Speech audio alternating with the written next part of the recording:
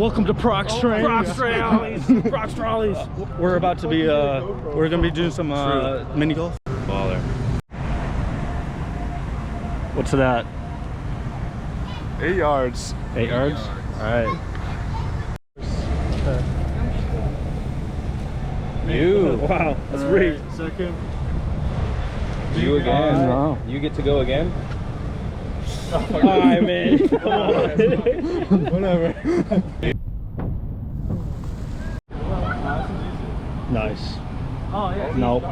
I was recently in California for reasons other than trains, but while I was there, I got to see some trolleys, what the locals call BART. While I was down in Santa Cruz, I saw the Roaring Camp Railroad.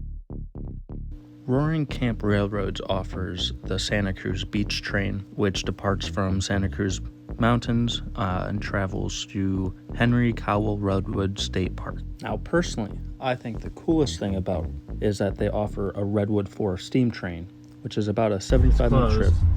And on that trip, you travel over trestles through towering redwood groves and up a winding narrow gauge grade to the summit of Bear Mountain.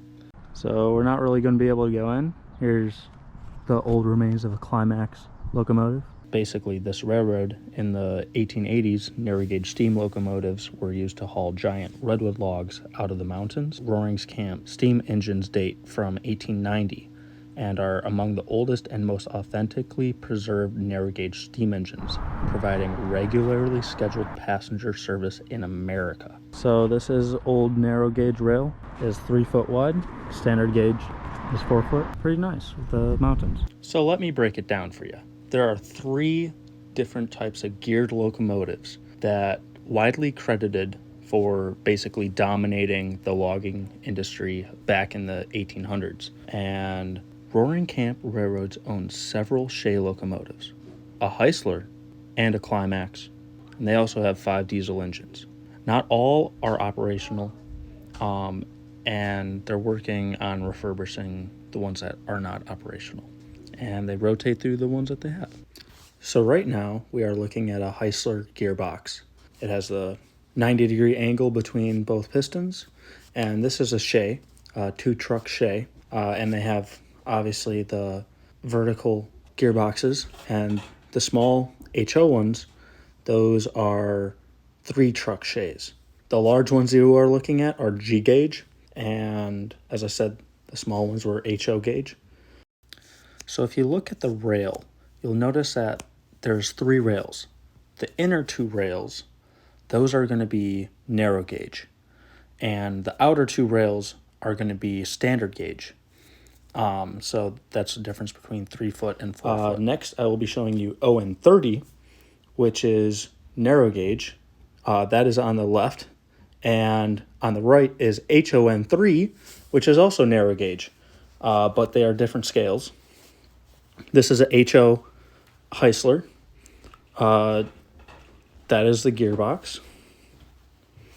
And now narrow gauge and HOn3 and HO are the same scale. They're 1/87th scale to real life. And they're just, the difference is the 3-foot rail to the 4-foot rail. And we control our engines using a DCC board, which you can see exposed. This hides in the tender normally, which is the trailing part of the train. And yeah, kind of excited about this idea. All right, so if I lift the table up about 2 feet, then this would be here. The mountain would line up there. There's HO track here with the narrow gauge. The HO track could go around the back, branch off right here, and go that way. And we have the reverse loop down there now. Thank you for watching. This video is brought to you by Prox Transportation and edited by Prox Productions.